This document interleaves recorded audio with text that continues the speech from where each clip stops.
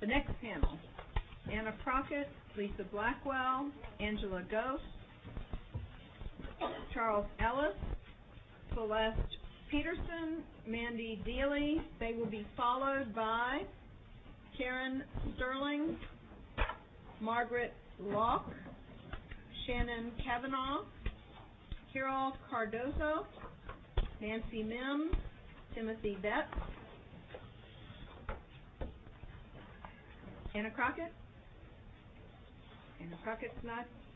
You're not Anna Crockett. Okay, Anna Crockett's not here. We will change her position to registering a physician in opposition. Lisa Blackwell also will be shown registering a physician in opposition. Angela Ghost. Goss. Go ahead.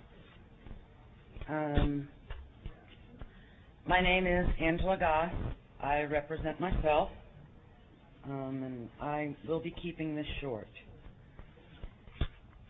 I'm disappointed that I have to be here.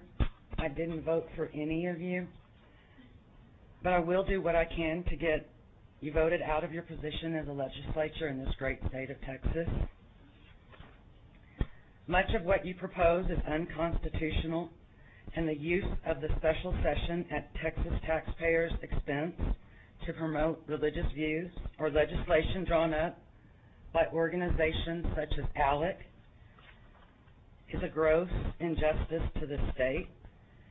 If you don't recognize that, you don't deserve the chair you sit in.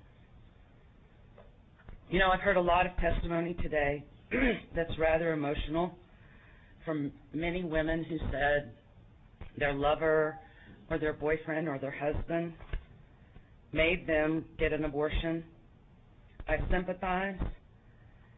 I can only relate to those women as having the same gender as I do, though. We differ because nobody tells me what to do with my body, and nobody tells me how to vote. Thank you. Thank you. Charles Ellis is not sitting before me. I'm going to change that position to registering a position not wishing to testify. Celeste Peterson, go ahead. Good evening. I appreciate you guys staying so late. I know you're probably as exhausted as I am. My name is Celeste Arredondo Peterson. I'm a third-generation Tejicana. That is, I'm a proud Chicana of the state. I am not so arrogant as to say I represent all brown women.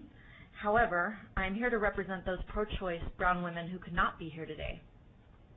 I am privileged. I have a job that pays a fair wage, which allows me to take off from work and travel here both last week and today. Shortly after college, I became pregnant after a condom broke and after I utilized the morning after pill. I was unable to afford health care, so I had utilized Planned Parenthood services for birth control and well woman exams before. I was fortunate enough to live in Houston, where legal, safe, and affordable abortion was accessible to me. I'm not sure which clinics my blue-shirted sisters are going to for their abortions, but my experience at Planned Parenthood was excellent. I did view a clear sonogram of the fetus inside me before my abortion.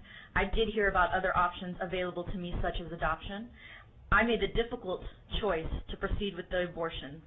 And let me be very clear today, I absolutely, unequivocally do not regret my abortion. For those men and women who are not so fortunate as to be wealthy, they will not be affected by the passage of this bill.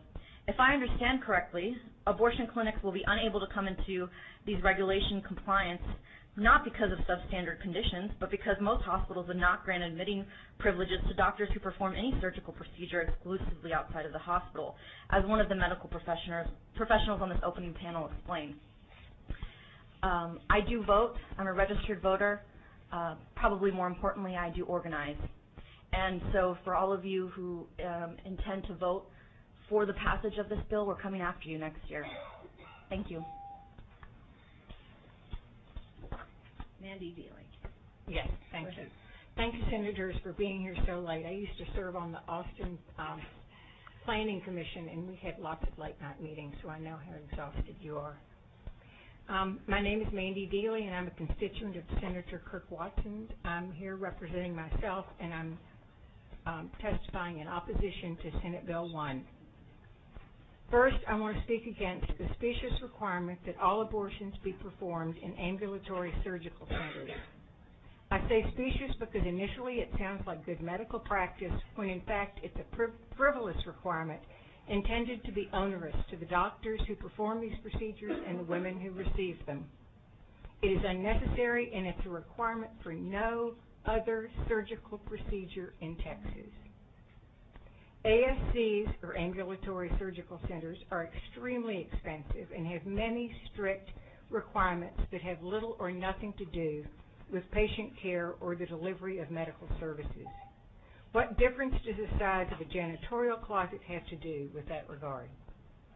This requirement is simply meant to limit the number of facilities in Texas where early term abortions can be performed. In effect, it would make abortions inaccessible to over half the state, because currently there are no ASCs that provide abortions in any counties west of I-35. I was going to add that it's a punitive measure that has little bearing on health and safety, but in fact it does. By making safe, legal, and early abortions unavailable to so many women, you're jeopardizing their health and safety. These women who choose or need to terminate their pregnancies may be faced with more bad, unsafe options than good, healthy ones. A woman who cannot exercise her constitutionally protected right to choose a safe and legal abortion may turn to less safe, even dangerous alternatives, as women have done for centuries. Thank you for your testimony. To whom do I give my testimony? I brought 20 copies as asked. Over here. Okay. Thank you. Thank you. Okay, thank you, ladies.